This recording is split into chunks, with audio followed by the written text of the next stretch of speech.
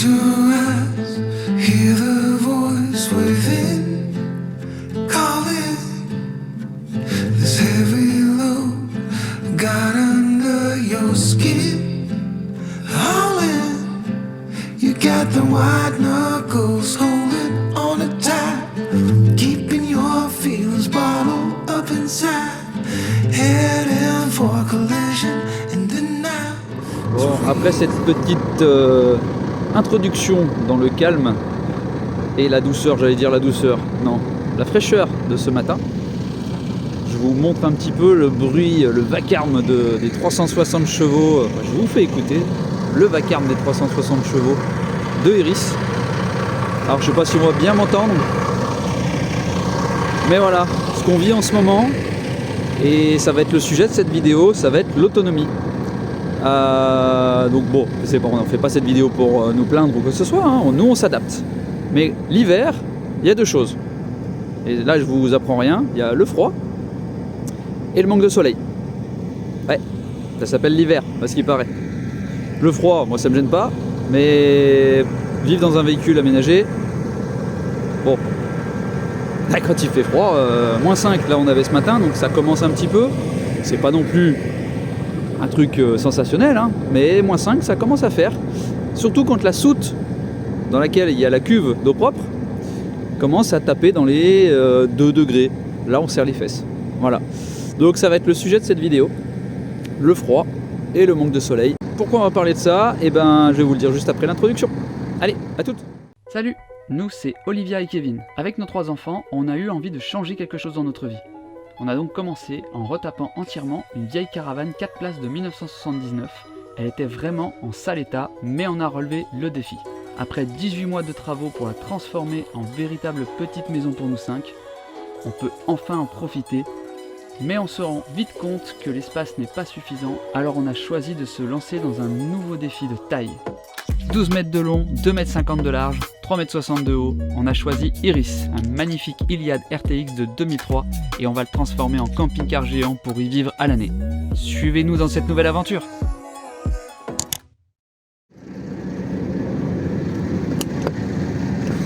Hop. Putain, c'est tellement gelé que mes mains glissent dessus. Alors,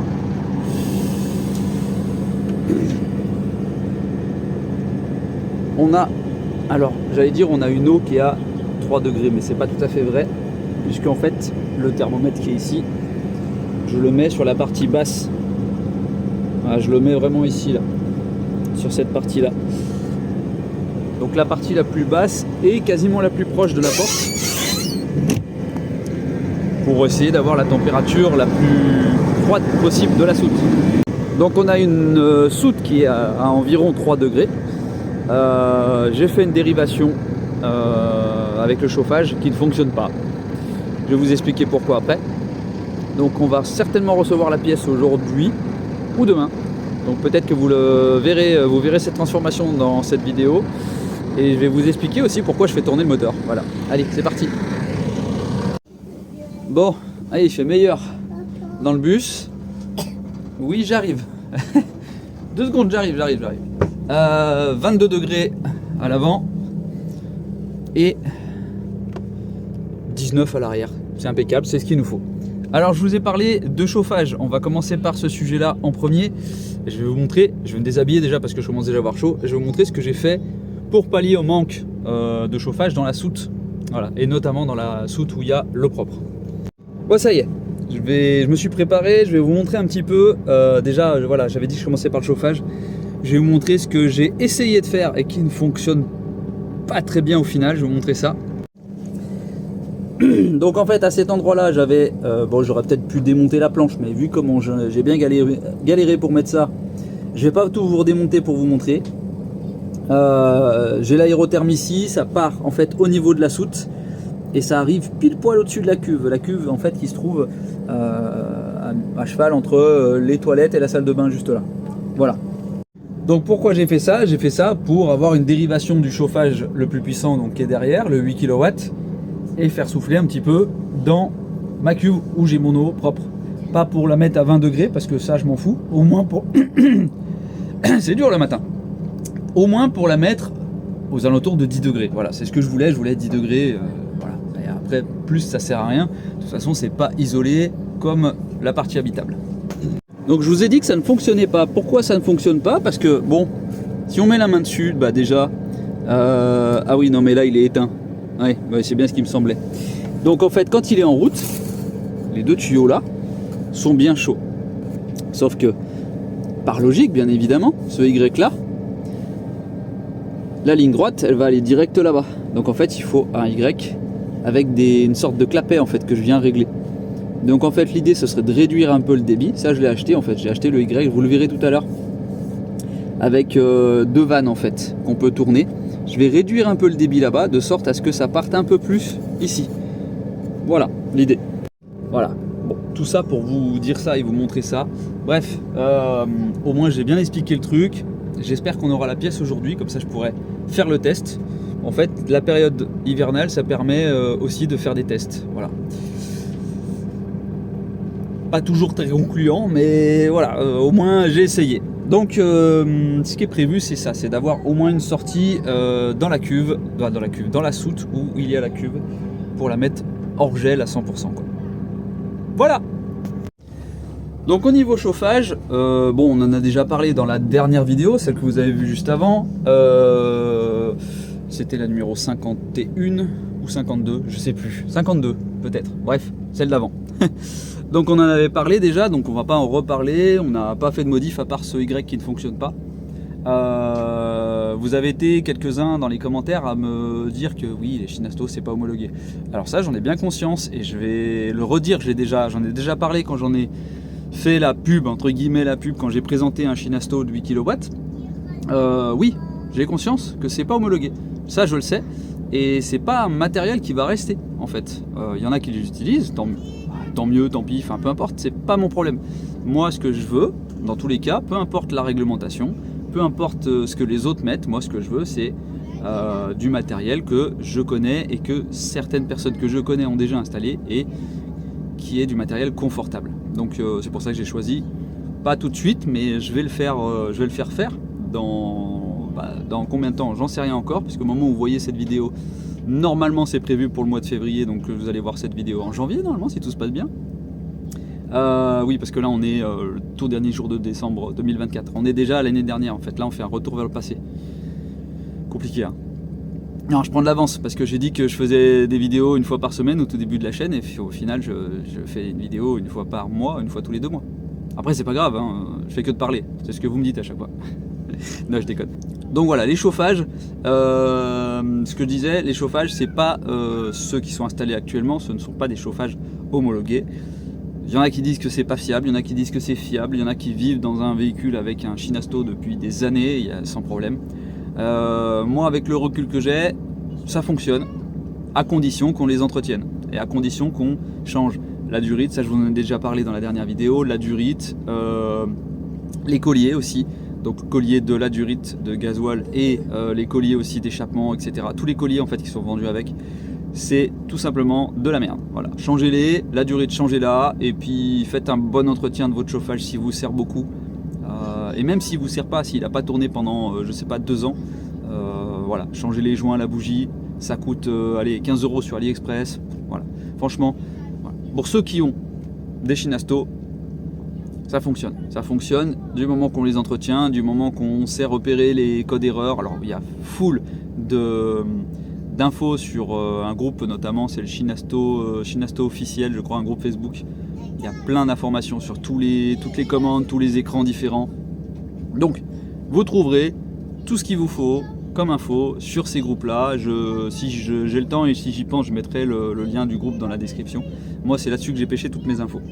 Donc concernant les chauffages, on va pas y revenir. C'était surtout ce problème là à régler rapidement. Sinon à l'intérieur c'est bon, maintenant on a réglé notre problème, on est autonome en chauffage, on ne se branche plus. Et venons-en au fait, justement, on ne se branche plus, du coup on doit notre autonomie électrique à 100% à nos panneaux solaires. Et là on a un petit problème, parce que quand il fait gris quelques jours, eh ben, on tombe sous les 25,2 en voltage. Oui, parce que ça faut le savoir, je vais vous expliquer un truc sur les batteries. Bon voilà, j'ai mis le micro, donc le son sera peut-être un peu différent, déjà parce que j'ai les casseroles qui vibrent dans un meuble à cause du moteur allumé et que j'ai les enfants qui sont en train de jouer juste à côté et j'ai pas les mettre dehors alors qu'il fait -4. La batterie, je vais vous montrer quelque chose, voilà. Donc je sais pas si vous allez bien voir l'écran, ouais si ça va. Donc on est à 82% de batterie, donc là rien d'alarmant, même si vous êtes, admettons, à 100% de votre batterie. C'est ça en fait qui est important, c'est votre voltage. Voilà, c'est ça qu'il faut regarder. Pourquoi je vous dis ça? Pourquoi je vous dis ça? Alors moi mon cas c'est je suis en 4 batteries à 160 ampères-heure. Voilà, j'ai 4 batteries 160 ampères-heure en plomb carbone. Donc moi je fais vachement attention à ma décharge, donc en pourcentage, parce que forcément le plomb carbone on peut pas aller trop bas. Donc contrairement au lithium et d'autres technologies.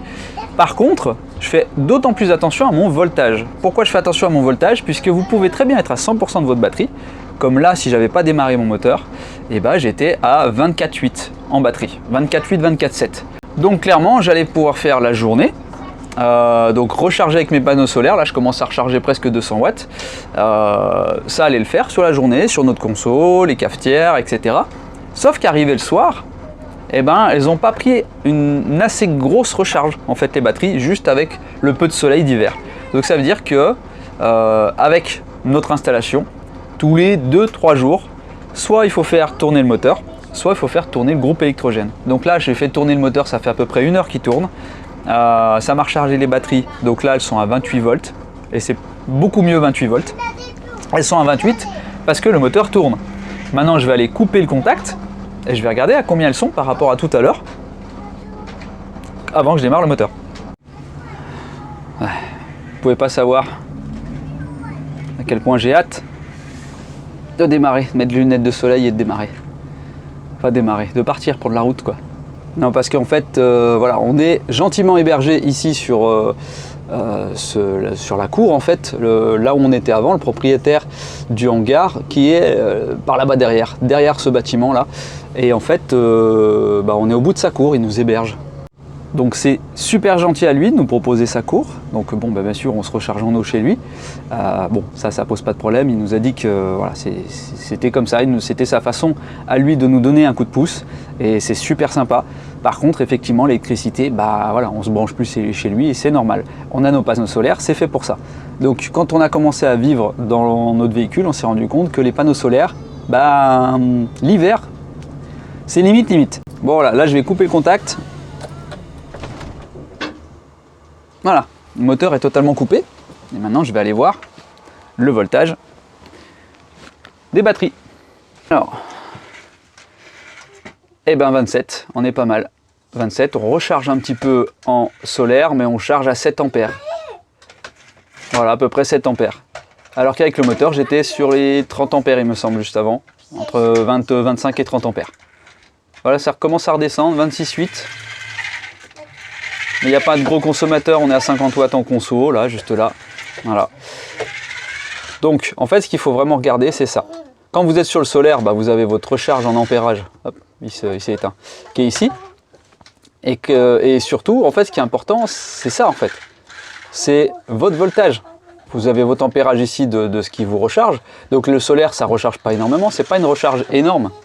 Ce qu'il faut vous dire, c'est que le solaire en hiver, c'est quelque chose qui limite la casse. Voilà, clairement.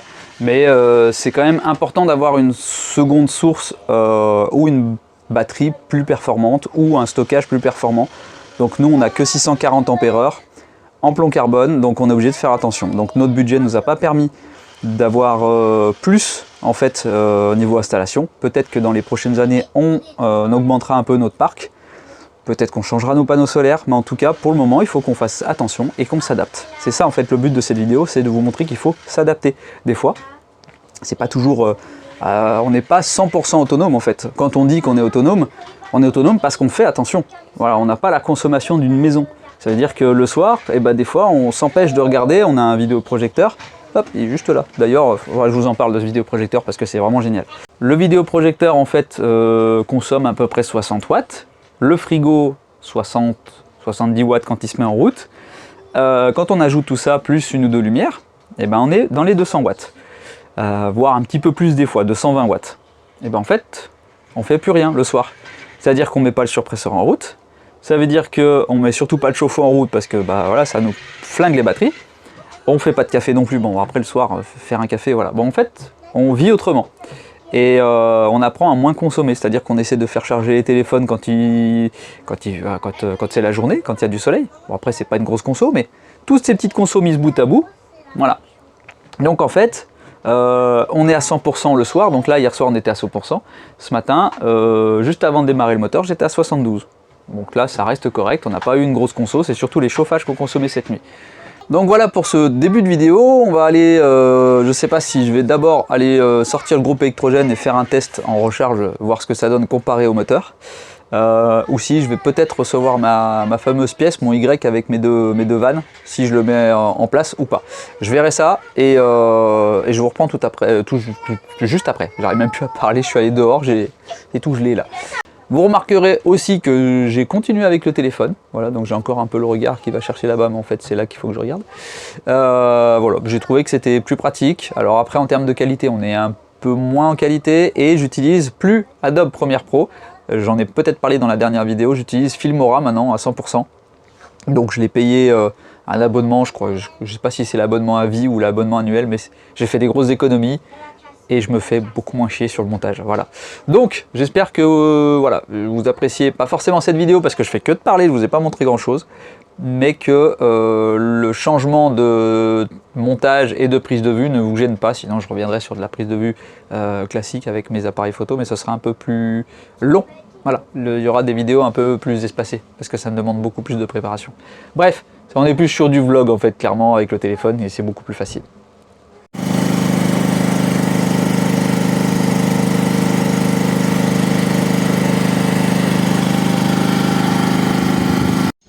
Bon voilà, je viens de mettre le groupe électrogène, il fait froid dehors, excusez-moi, en route.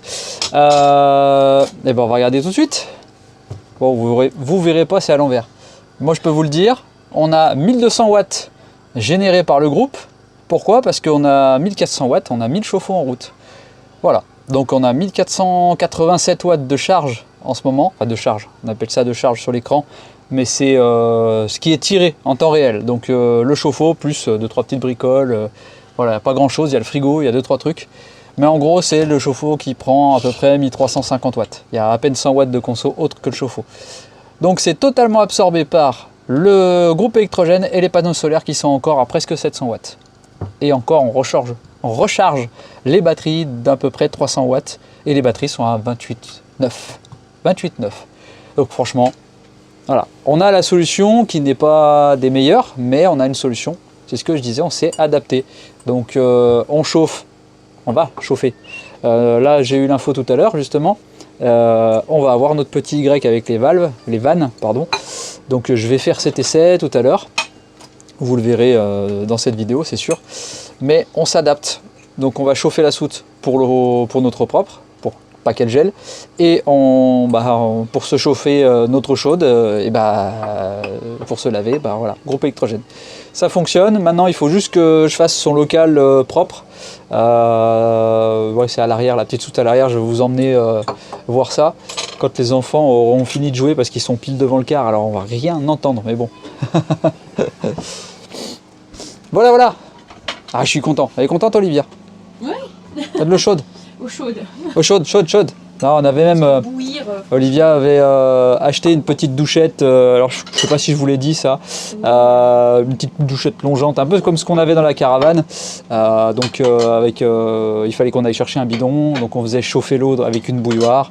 On mettait l'eau chaude dedans avec de l'eau presque gelée parce que du coup elle sortait à 4 degrés du robinet. Et tout ça, voilà, ça faisait qu'on se douchait un peu en mode camping, mais ça fonctionnait. Voilà. Donc, voilà, on a deux solutions. C'est ce que je disais, cette vidéo, c'est on s'adapte aux conditions. Après, là, il fait pas excessivement froid.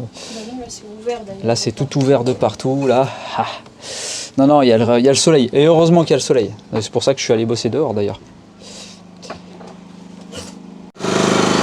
Voilà, je suis juste à côté du groupe. Alors je sais pas du tout si on m'entend vraiment bien avec les micros. Bon, il fait un peu de bruit. Je sais pas combien. Je crois qu'il est donné pour 93 décibels quand on se met juste à côté. Ouais, c'est ça, 93 décibels.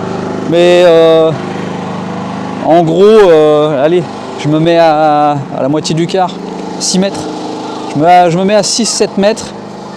On est plus aux alentours des 65 décibels à peu près, quoi. À l'œil, hein. À l'oreille, à l'œil. Non, c'est ce qui est donné sur les fiches techniques. Je crois que c'est 65 décibels à 7 mètres, un truc comme ça. Donc c'est pas excessivement bruyant, c'est à peu près comme ouais, une foule qui discute. Voilà, c'est pas énorme non plus. Mais par contre, il va tourner pendant un petit moment là parce que notre eau elle est à 6 degrés et faut qu'elle chauffe. Donc voilà, et puis j'ai foutu du bordel dans ma soute là. Donc du coup, il va falloir que je range tout ça. Donc l'idée c'est de mettre le groupe ici, donc là il y avait le Shinasto là qui a été mis en place, le groupe il va rentrer là, j'ai mis un bout d'isolation, alors là c'est provisoire, je vais faire ça plus propre, il faudra que j'isole aussi la porte, et il va venir ici là dans cet encadrement.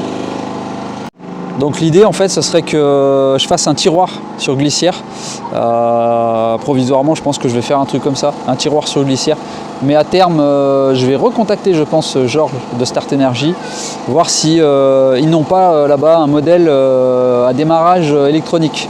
Parce que déjà la tirette, là j'ai dû le redémarrer je sais pas combien de fois, donc, parce que je ne l'ai pas démarré depuis un mois, et sortir le groupe, le laisser à la pluie et le démarrer comme ça. Je sais pas si c'est top. Les jours où il pleut, on va pas pouvoir avoir de groupe, donc ça va pas être top. Donc l'idéal ce serait de trouver un modèle qui reste enfermé, que je lui fasse un échappement à l'extérieur, insonoriser son caisson quoi, et le laisser dedans, comme ça, dans la petite soute là-bas. Donc on verra. Peut-être que je revendrai celui-là et qu'on en achètera un autre. Idéalement, ouais, le même, de toute façon, un 3 kW. Celui-là c'est un 2,7 kW, ça va très bien, ça suffit largement. Donc voilà. Il n'y a plus qu'à le mettre en place là-bas et puis on se reprend juste après. Bon. Ouais, je me suis un peu coupé du monde. Je me suis mis la musique sur les oreilles parce que ça fait 2 heures que je l'entends lui là. Alors ouais, 65 décibels, soi-disant à 6-7 mètres.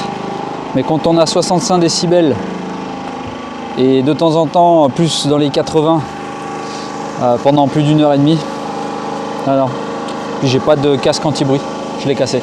Bon, je vais vous montrer ce que j'ai fait. Là-bas, je vous avais déjà montré, donc là, je vais vous montrer la soute. Donc voilà la soute. Ouais, c'est le bordel, mais c'est moins le bordel que tout à l'heure. Donc là, c'est tout ce qui me reste à monter en fait. Là, c'est des chutes d'Armaflex. Là, c'est ce qui me reste à monter. Donc les bavettes, le dessous de la marche que j'ai pas encore soudé. Et en fait, là, c'est vraiment ce qui me reste à faire. Donc les matériaux d'isolation, 2-3 petits trucs de soudure. Et puis après, c'est des trucs de loisirs. En fait, les vélos, il y a des skates, il y a un peu tout. C'est mieux rangé que tout à l'heure.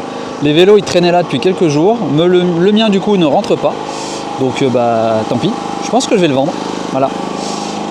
Donc voilà, on en est. On a tout rangé. En fait, pourquoi je fais ça ? Tout simplement pour éviter de me traîner une remorque derrière. Je vais peut-être pas aller trop près du groupe électrogène, sinon vous n'allez pas m'entendre.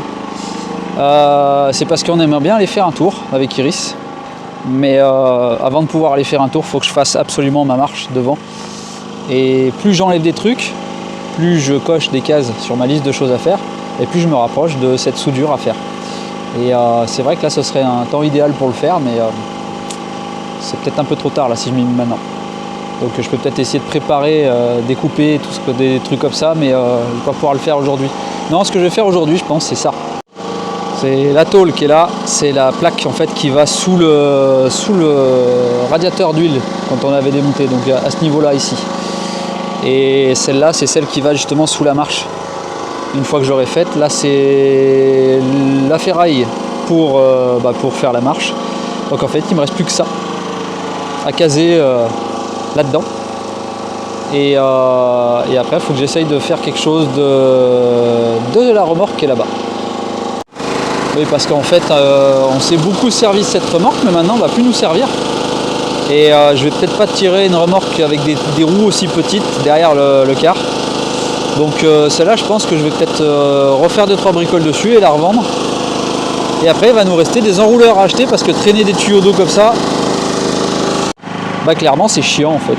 C'est chiant de traîner des tuyaux. Voilà. Donc je vais mettre des enrouleurs. Je sais pas où c'est que je vais les caser. Mais voilà. Bon, moi je suis content, j'ai rangé mes soutes. Bon du coup voilà, j'ai éteint la bestiole, désolé pour le son, j'ai pas la possibilité de mettre le micro là tout de suite. Donc bah voilà, c'est tout prêt, j'attends juste d'avoir une paire de bras supplémentaires pour aller le mettre là-dedans et ça sera sa place définitive pour le moment. Donc j'ai réussi, comme je vous ai montré, à tout rentrer, les vélos, machin, tout le bazar là-bas, donc là c'est tout bon. Et tant que j'étais lancé, j'en ai profité pour justement remettre en place les tôles comme je le disais. Les tôles qui étaient, hop là, ici là, il y avait une tôle de protection qui allait sous le radiateur, là je l'ai remise. Je me suis bien fait chier, je me suis roulé là-bas dessous, mais au moins c'est fait. Et là je suis en train de remettre mes bavettes, les bavettes justement qu'on avait démontées pour traiter un peu la rouille à l'époque. Donc là j'en ai remis une et il m'en reste celle de devant à mettre. Voilà, il va me rester celle-là à mettre. Au départ je voulais pas la remettre tout de suite parce que je voulais traiter ça. Mais bon, bah tant pis, de toute façon je préfère rouler avec une bavette, puis on la redémontera pour traiter ça, de toute façon c'est 5 vis, hein, donc ce sera facile à démonter, facile à remonter derrière, et en plus j'ai déjà refait toutes les baguettes, donc voilà, il y a juste ça, hein. Voilà, il y a 5 vis, je vais la remettre tout de suite, comme ça c'est fait, et petit à petit je vide un peu mon stock de pièces à remonter, parce que j'ai une petite caisse où j'ai plein de pièces à remonter. Et cette caisse, en fait, tant que je l'ai dans la soute, elle m'empêche de ranger mon vélo. Voilà, donc du coup, voilà, j'ai plus que ça à faire. Je suis en train de faire chauffer le car. J'ai allumé les 2 Webasto, les 2 Shinasto. Et justement, je voulais pas montrer encore. Hop là. J'ai reçu mon Y, je l'ai mis en place et là c'est le test. Oh, ça souffle. Là on la voit là. Regardez. Voilà, on la voit là. La sortie est juste là, la gaine. Et là, je peux vous garantir que ça souffle. Ouais, ça souffle bien fort. Donc je suis bien content que ça souffle bien. On a la soute qui est à 7 degrés pour le moment. 6,9 exactement, donc je vais voir. Je laisse comme ça, je laisse tourner à fond. Et je vois s'il y a une bonne différence ou pas. Ça se trouve, il n'y aura pas du tout de différence, ça va monter juste à 8. Moi de toute façon ce que je veux c'est que ça descende pas. Si ça descend c'est qu'il y a un problème. Donc je finis ma bavette et puis après je vous reprends pour vous montrer un petit peu ce Y là-haut. Puis une fois que j'aurai les mains lavées aussi. Allez, c'est parti. Bon voilà ce que ça donne avec le groupe électrogène à sa place.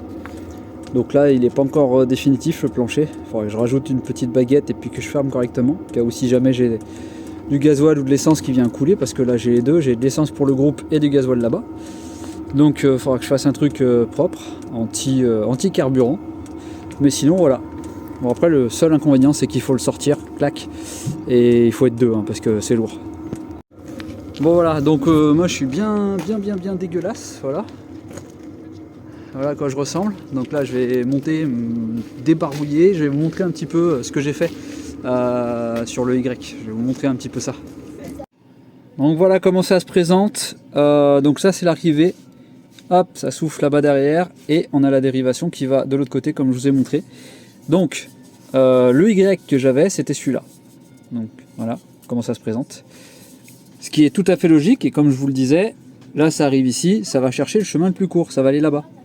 Même si vous avez un truc plus important là, enfin peu importe, et au pire des cas vous pouvez même le mettre comme ça, vous mettez l'arrivée là, il va aller là-bas, au chemin le plus court. Donc en fait c'est pas vraiment un Y, c'est plus pour faire joli, je sais pas, j'en sais rien. Mais toujours est-il qu'il y avait vraiment très peu d'air là, quand je le mettais comme ça, qui allait sur la droite. Donc là j'ai pris ça, du coup ça se présente comme ça, alors on voit pas grand chose parce que voilà, là il y a un peu d'ombre. Donc ici en fait vous avez des molettes, donc elles sont un peu chaudes, non ça va. Ça va, j'avais peur que ça soit un peu chaud. Vous avez des molettes et en fait vous tournez les molettes, ça vous ferme et vous ouvre des clapets qui sont dedans. J'aurais peut-être dû filmer avant de le monter parce que là c'est un peu chaud. Ouais c'est un peu chaud pour démonter, pour vous montrer.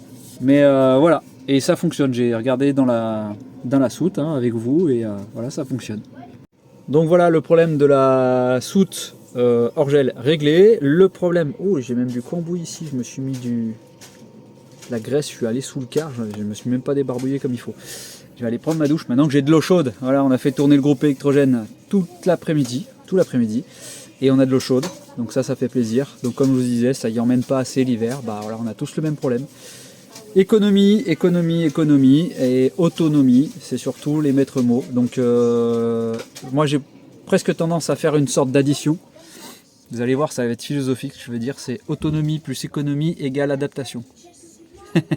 Voilà, prenez-le comme vous voulez, mais moi je sais que c'est pas par contrainte qu'on le fait, c'est parce que c'est une autre façon de vivre. Voilà, on consomme différemment. Donc là, je vais aller me débarbouiller. Je vais pas vous emmener avec moi parce que bah, ça va être un film d'horreur, clairement. Donc voilà, maintenant que je vais en profiter un petit peu. Et puis bah, je sais pas si on va faire, je verrai, j'en sais rien. Soit je fais la fin de cette vidéo, ou soit je continue sur un autre truc. Je vais peut-être vous montrer, peut-être que je vais vous montrer la douche. Je sais pas, j'en sais rien. Allez, à toutes. Bon, on se retrouve, je sais pas, peut-être 3 ou 4 jours après ce que vous venez de voir. Et toujours pareil quoi, le soleil n'est pas là. Bon, je vous mens un petit peu parce qu'on a eu quand même une journée de grand soleil pendant laquelle on a quand même pu bien recharger les batteries, on était un peu plus confort. Mais voilà, entre temps il y a eu du nouveau. Je vais vous montrer ça un petit peu, qu'est-ce qui s'est passé. Alors voilà ce qu'on a reçu récemment, enfin ce qu'on a été chercher. Donc une machine à laver 12 kg. Voilà. Bon, pour l'instant je l'ai même pas encore branché, rien du tout. Je l'ai juste mise en place parce qu'il pleuvait hier. Donc en fait je l'ai déballé, je l'ai foutu là-bas dedans. Et là maintenant il faut que je la ressorte pour faire tous les branchements derrière et tout ça. Mais voilà, 12 kg pour 5, c'est largement ce qu'il faudrait. Donc voilà pourquoi on a choisi une machine à laver de maison, tout simplement parce que c'est ce qu'il y a de plus pratique. Et au niveau tarif aussi, parce que celle-là on l'a payé 400 €. Et puis les machines à laver de camping-car à 800 balles, et puis on met pas grand-chose dedans, c'est pas ce qu'il y a de plus pratique. Donc on a pris qu'une machine à laver, pas une lavante séchante, parce que forcément, c'est le but aussi, et c'est le sujet de cette vidéo, c'est économie d'électricité. Donc là on est, je crois, aux alentours de 1900 watts sur la chauffe. Donc il faudra juste qu'on fasse attention au moment où elle se met à chauffer l'eau, de ne pas avoir le surpresseur qui se mette en route, ou de faire couler un café, enfin quelque chose comme ça quoi. Donc j'ai vu que ça passait avec le compresseur, le petit compresseur que j'ai qui est à 600 watts. Donc ça peut le faire, mais avec le multiplus à 3000 watts, et faut pas qu'il y ait un autre truc qui se mette en route. Ça encore, va falloir qu'on s'adapte et qu'on fasse attention à ça. Donc voilà, la petite machine à laver. J'ai reçu aussi là, juste ce matin, là, je vais vous montrer aussi. Donc voilà, il y en a un des deux que j'ai reçu comme ça, dans cet état-là, donc je vais le déballer, voir s'il manque rien. Donc c'est pas un chauffage, même si c'est marqué Vévor, c'est des enrouleurs. Je vais les déballer, je vais vous montrer un petit peu. C'est des enrouleurs pour mes tuyaux en fait, parce que j'en avais marre de me traîner. Regardez, je vais vous montrer ce que je traînais jusqu'à maintenant. Voilà, jusqu'à maintenant en fait on se traînait ces deux tuyaux là, donc c'est bien, c'est du 19 mm, anti-torsion et tout, mais c'est pas ce qu'il y a de plus pratique à trimballer. Donc là c'était pour l'eau grise et là c'était pour l'eau propre. Mais alors c'est un gain de temps en diamètre 19. C'est vrai qu'on remplit la cuve en je sais pas, peut-être 35 minutes, les 800 litres, alors qu'avec un 12 mm comme les enrouleurs là, on va peut-être mettre 1 heure. Bon, c'est pas grave, mais c'est surtout côté pratique. On a juste à ouvrir la soute, tirer notre tuyau et il se renroule tout seul quoi. Et en plus ça le vide automatiquement, que là il fallait l'enrouler à la main. Il est super lourd vu qu'il est rempli d'eau, bien le vider, bien faire attention à qu'il soit tout le temps vidé, surtout celui de l'eau propre, parce que forcément l'eau qui va stagner dedans, elle va tourner au bout d'un moment si vous le laissez en plein soleil comme ça, comme nous on le faisait avant. Donc voilà. Donc toujours pareil, on s'adapte. Donc c'est toujours pareil, le sujet de cette vidéo ne change pas. Donc là je vais mettre en place, je ne sais pas si je me motive à mettre en place la machine à laver, ou si j'essaye de mettre au moins les enrouleurs. Je vais déjà les déballer pour vous les montrer. Et puis je vais voir. Soit je mets l'enrouleur côté eau propre, soit je m'occupe de la machine à laver pour faire un petit test. Allez, c'est parti. Voilà. Bon c'est la galère hein. Bon, c'est motivé à mettre la machine à laver, donc on l'a ressorti parce qu'on a vu que ça refoulait tout par là, le tuyau, toute la mousse et tout au premier essorage, première vidange. Et en fait, on s'est rendu compte qu'on n'avait pas d'évent sur la cuve d'eau grise. Donc là, l'évent, je l'ai mis juste là. Hop. Là, juste ici. Et normalement avec ça, là j'ai pas de tuyau, donc je le mettrai plus tard. Mais normalement avec ça, ça devrait plus poser de soucis. On s'était déjà rendu compte de toute façon qu'il y avait un problème. C'était quand on faisait la vaisselle, ça refoulait par la douche. Donc on s'est dit, bon on verra, c'est peut-être dû à un problème parce que l'autre évacuation qui est dans la douche, qui est prévue pour le lave-main, elle était bouchée en attendant par rapport aux odeurs. On s'est dit que ça venait de ça, mais en fait non, c'est qu'on n'avait pas des vents. Donc voilà, on a oublié les vents sur la cuve d'eau sale. C'est réglé, même si on n'a pas de tuyau pour au cas où, si jamais il y a du trop plein. De toute façon, je pense que quand on va prendre la route, on va faire en sorte de vider la cuve d'eau grise, de ne pas rouler avec la cuve d'eau grise remplie. Ce qui est tout à fait normal pour être au plus léger. Donc maintenant, on va se remettre la machine à laver. J'aimerais bien faire correspondre le diamètre là avec le diamètre là, comme ça on est sûr qu'il n'y a rien qui remonte. Et puis normalement, après on est tout bon. Voilà. Donc on s'est motivé à mettre la machine. J'ai pas mis mes enrouleurs. Je ferai ça plus tard. Allez, parti.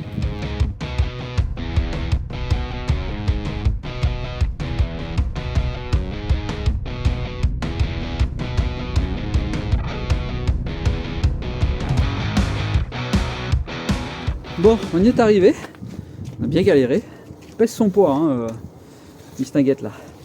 Bon, allez, après je vais mettre des bandes là entre le coffre à gaz, là, des bandes antidérapantes là, un peu comme ce qu'il y a au sol, des dalles. Parce que c'est vrai qu'en mode essorage tout à l'heure, elle tapait un peu sur le coffre.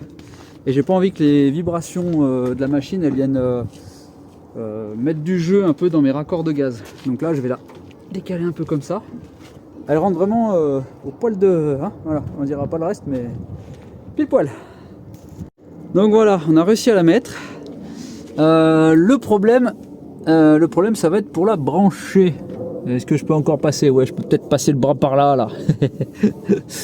Donc bon bah voilà, on n'a plus beaucoup de place, hein, comme on peut le voir là.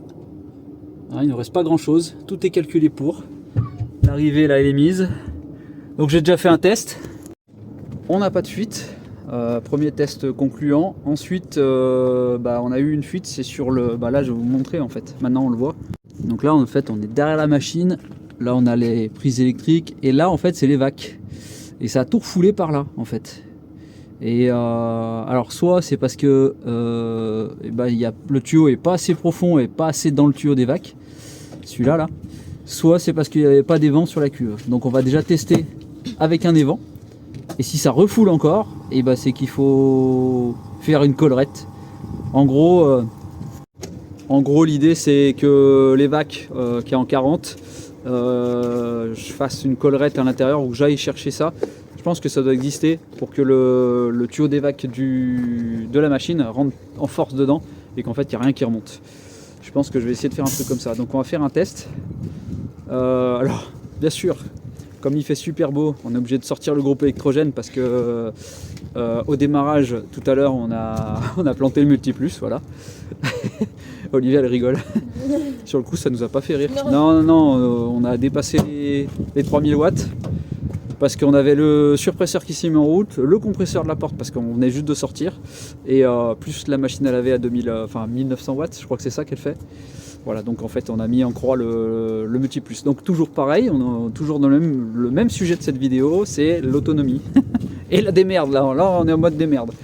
Bon j'ai tout démonté du coup, ma pompe, machin, tout ce qu'il y avait là, pour pouvoir mettre mon évent. Il faudra que je redémonte tout de nouveau quand je mettrai mon tuyau, parce que là j'ai pas de tuyau et j'ai pas envie d'aller chercher tout de suite. Bon, j'avais mis les gants de chirurgien aussi parce que j'ai mis les doigts dans la cuve et elle était vraiment elle était dégueu, c'était pas beau. C'est une cuve d'eau sale, hein.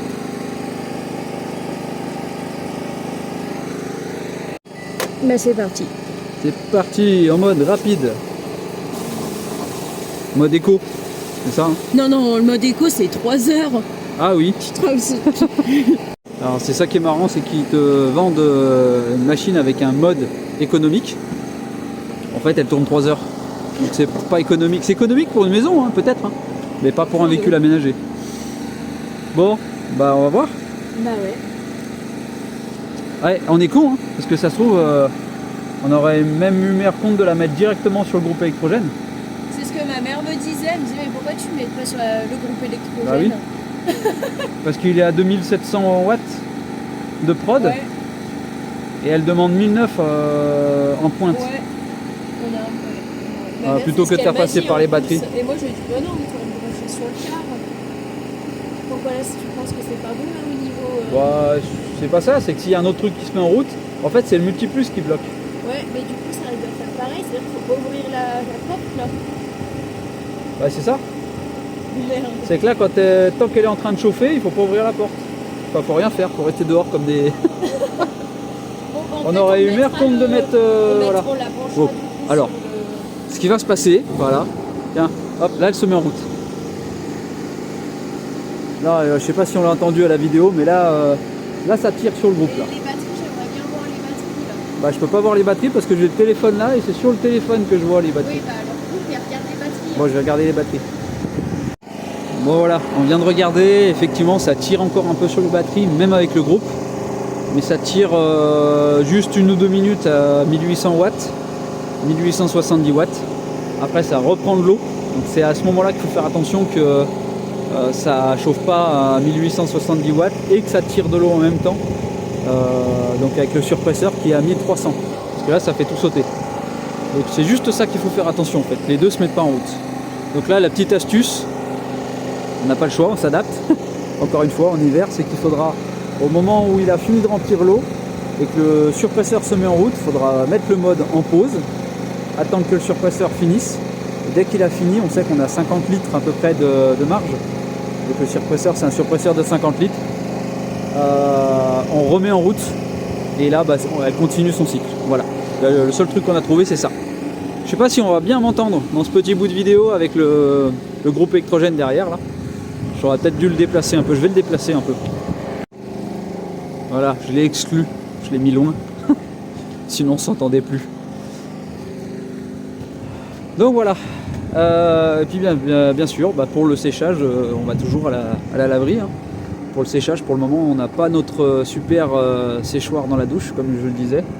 Et j'ai découvert que j'avais des fuites. Tout ça, ça m'a permis de voir que j'avais des fuites sur une évac. Là, juste là. Là. Donc à mon avis, ouais, ça doit venir de lui. Il y a de l'eau ici aussi. Donc là, il y a de l'eau par là. Il n'y en a pas ici. Donc ça doit venir de là. De là-dessous. Je pense que ça vient de là-dessous, ouais. De toute façon, ça j'avais prévu de tout le refaire parce que c'est plein de raccords. C'est du rafistolage en fait que j'avais fait. Il y a même une planche qui tient là. Regardez-moi ça. Regardez comme j'ai honte. Mais je vous le montre quand même. C'est hier, j'avais rien d'autre sous la main, donc j'ai mis ça. J'ai mis une cale en fait. Parce que lui, il a cintré. Ce tuyau là d'évac, il a cintré, il est parti vers le bas. Donc ce qui fait qu'en fait, ça tirait là-dessus. Même si c'était collé, ça tirait dessus, ça se démanchonnait. Donc en fait, la seule solution que j'avais trouvée, c'était ça, c'était de couper, de remettre un manchon, enfin... Donc en fait, l'idéal, ça serait de tout enlever, depuis en haut. Je vais vous faire une vision d'ensemble un peu. Voilà, l'idéal, ce serait d'enlever de là, ici, là, jusqu'en bas, jusqu'au coude. Et là, je fais d'un trait direct.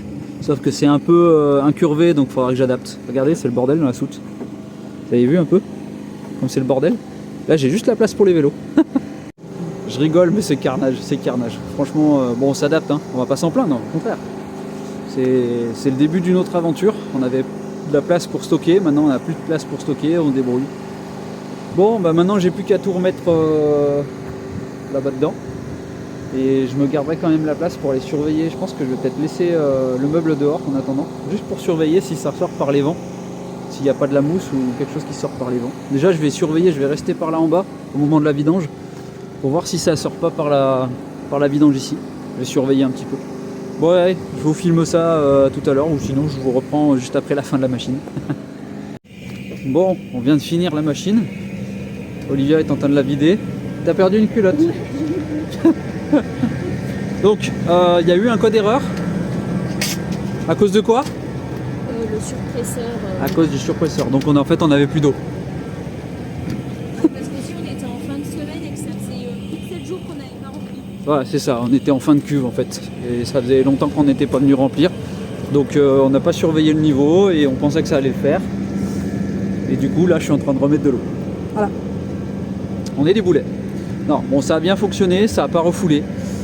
Tout est nickel sauf au moment de... pas au moment de la vidange, au moment de la première vidange et de re-remplir. Elle s'est mise en code erreur E10 et ça correspond à un manque d'eau.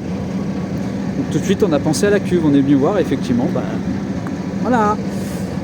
Bon, ça fait partie des choses à savoir. Vous mettez en route une machine, il faut que vous ayez de l'eau, logique.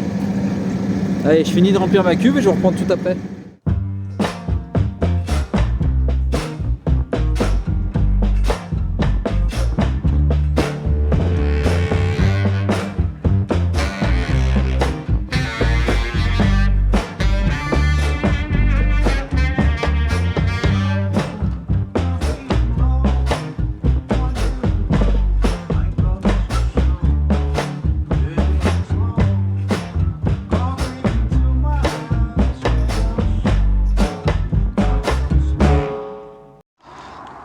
Bon, on se retrouve maintenant plusieurs jours après ce que vous venez de voir. Donc on se retrouve maintenant pour terminer cette vidéo. Elle est bien assez longue.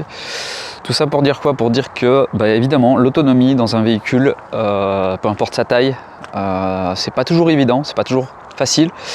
Et c'est surtout une histoire de compromis, de choix. Nous, on a fait le choix d'avoir une installation en fonction de notre budget, en fait. Et vu qu'on n'avait pas énormément de budget, bah voilà, on n'a pas une grosse install. Alors c'est pas tant sur les panneaux, encore qu'on aurait pu mettre par exemple 2 panneaux de plus, c'est plutôt sur la capacité en fait de stockage. Voilà. Donc les panneaux, on aurait pu faire un système inclinable. Donc ça, vous avez plusieurs solutions. Donc en hiver, vous pouvez incliner vos panneaux, donc vous gagnez à peu près 30% de production. C'est pas négligeable sur une installation par exemple à 3000 watts, à 30%, ça peut être pas mal quoi. Donc voilà, donc vous avez des solutions, démarrer votre véhicule, un groupe électrogène, inclinez vos panneaux, augmentez votre parc batterie, voilà, ou vous branchez chez quelqu'un. Voilà. Sinon, si vous êtes hébergé quelque part, vous vous branchez chez quelqu'un. Vous êtes dans un camping, vous vous branchez en camping. Bon, voilà. Il y a plusieurs solutions. Moi, je vais aller préparer ma douche et pour ça, bah, je vais démarrer mon groupe électrogène.